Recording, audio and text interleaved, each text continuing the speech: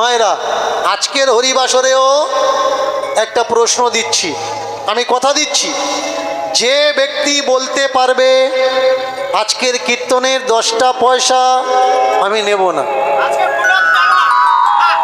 আজকের প্রত্যেকটা পয়সা এরা যা আমাকে দেবে আমি আপনাদের হাতে তুলে দিয়ে চলে যাব।